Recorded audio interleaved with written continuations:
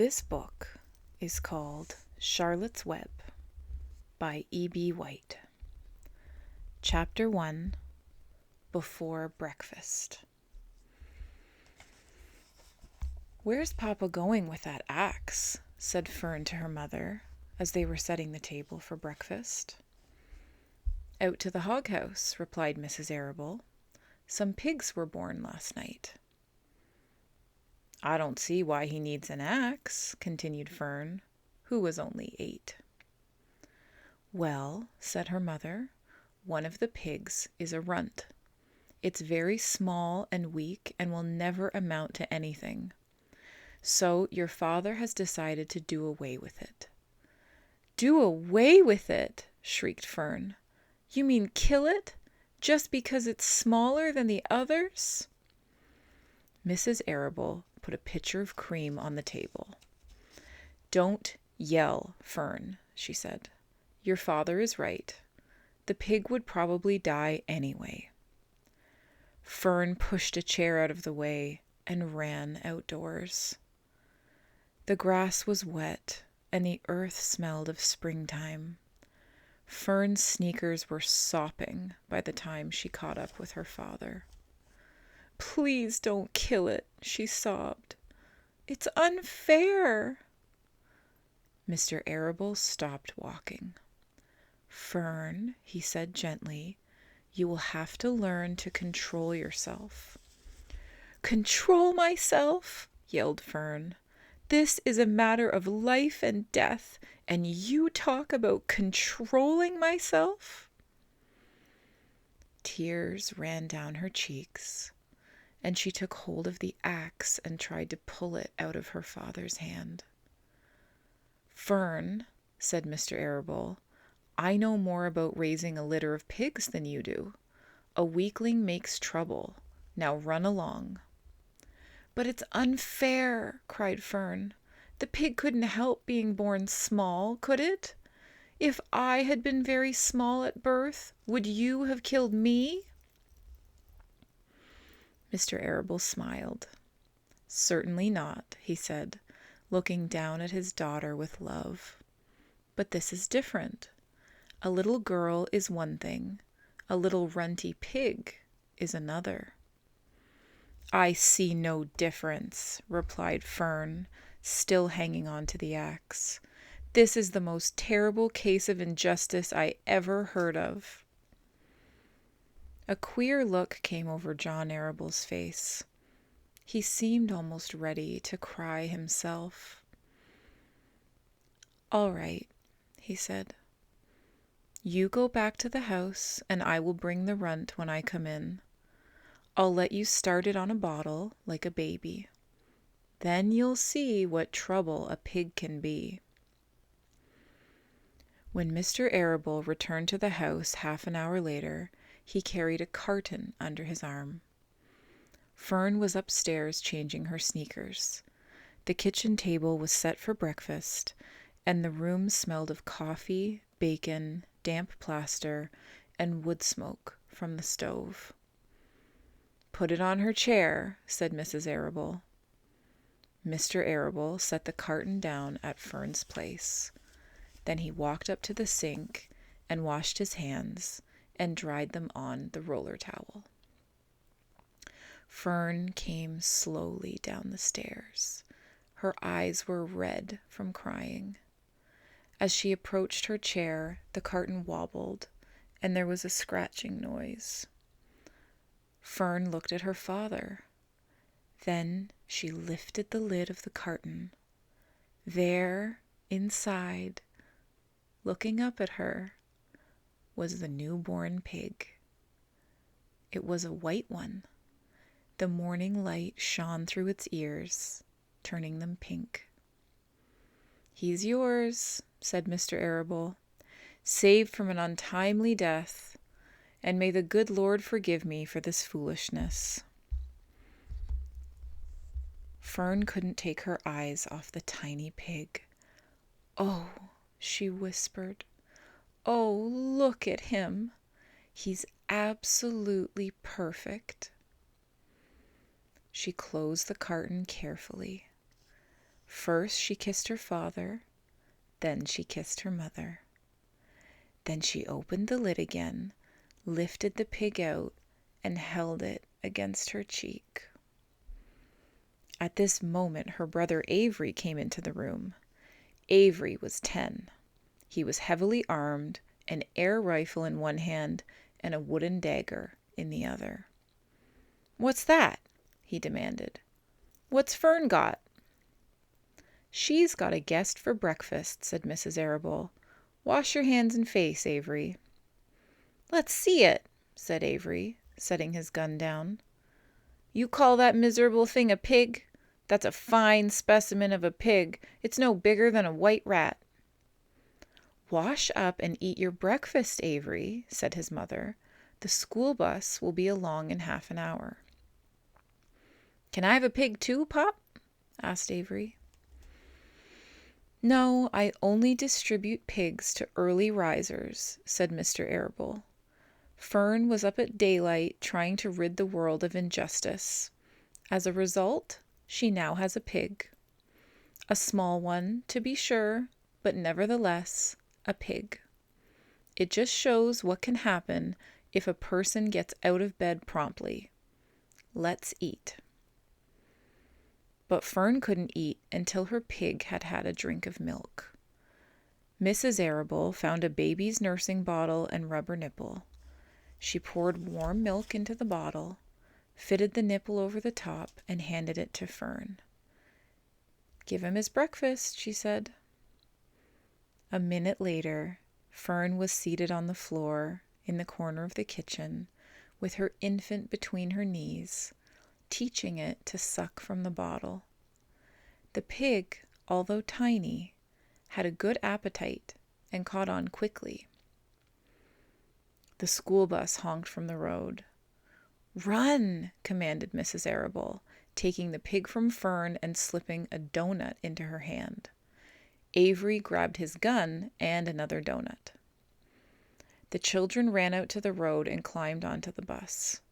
Fern took no notice of the others in the bus.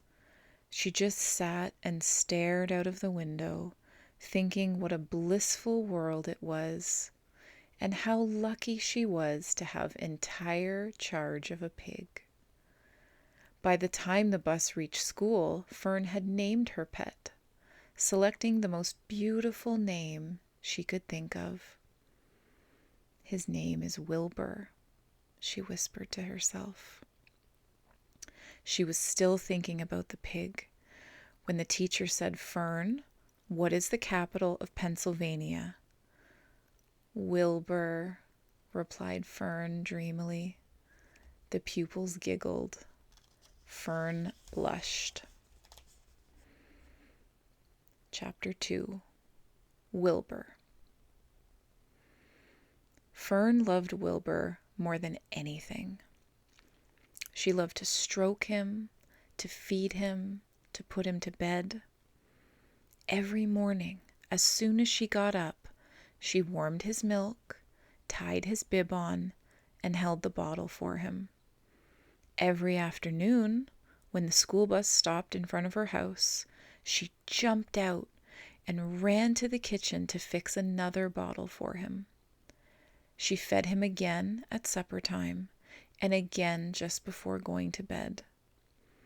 Mrs. Arable gave him a feeding around noontime each day when Fern was away in school. Wilbur loved his milk, and he was never happier than when Fern was warming up a bottle for him. He would stand and gaze up at her with adoring eyes. For the first few days of his life, Wilbur was allowed to live in a box near the stove in the kitchen. Then, when Mrs. Arable complained, he was moved to a bigger box in the woodshed. At 2 weeks of age, he was moved outdoors. It was apple blossom time, and the days were getting warmer.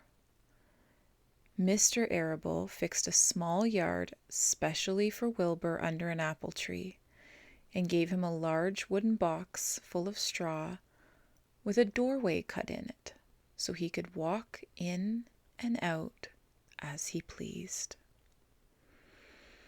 "Won't he be cold at night?" asked Fern. "No," said her father. "You watch and see what he does." Carrying a bottle of milk, Fern sat down under the apple tree inside the yard. Wilbur ran to her, and she held the bottle for him while he sucked. When he had finished the last drop, he grunted and walked sleepily into the box. Fern peered through the door. Wilbur was poking the straw with his snout. In a short time, he had dug a tunnel in the straw. He crawled into the tunnel and disappeared from sight, completely covered with straw. Fern was enchanted. It relieved her mind to know that her baby would sleep covered up and would stay warm.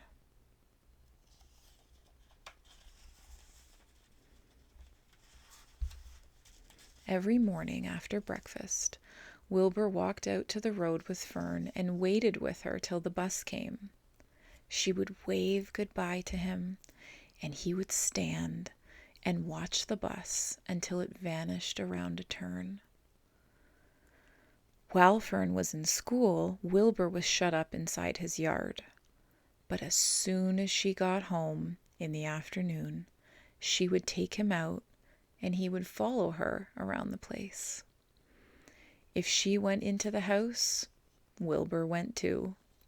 If she went upstairs, Wilbur would wait at the bottom step until she came down again. If she took her doll for a walk in the doll carriage, Wilbur followed along. Sometimes on these journeys, Wilbur would get tired, and Fern would pick him up and put him in the carriage alongside the doll. He liked this. And if he was very tired, he would close his eyes and go to sleep under the doll's blanket. He looked cute when his eyes were closed because his lashes were so long. The doll would close her eyes too, and Fern would wheel the carriage very slowly and smoothly so as not to wake her infants.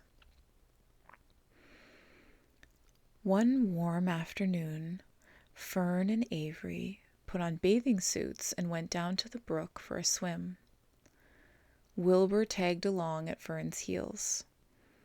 When she waded into the brook, Wilbur waded in with her. He found the water quite cold, too cold for his liking. So while the children swam and played and splashed water at each other, Wilbur amused himself in the mud along the edge of the brook, where it was warm and moist and delightfully sticky and oozy. Each day was a happy day, and each night was peaceful. Wilbur was what farmers call a spring pig, which simply means that he was born in springtime. When he was 5 weeks old, Mr. Arable said he was now big enough to sell and would have to be sold. Fern broke down and wept, but her father was firm about it. Wilbur's appetite had increased. He was beginning to eat scraps of food in addition to milk. Mr. Arable was not willing to provide for him any longer. He had already sold Wilbur's 10 brothers and sisters.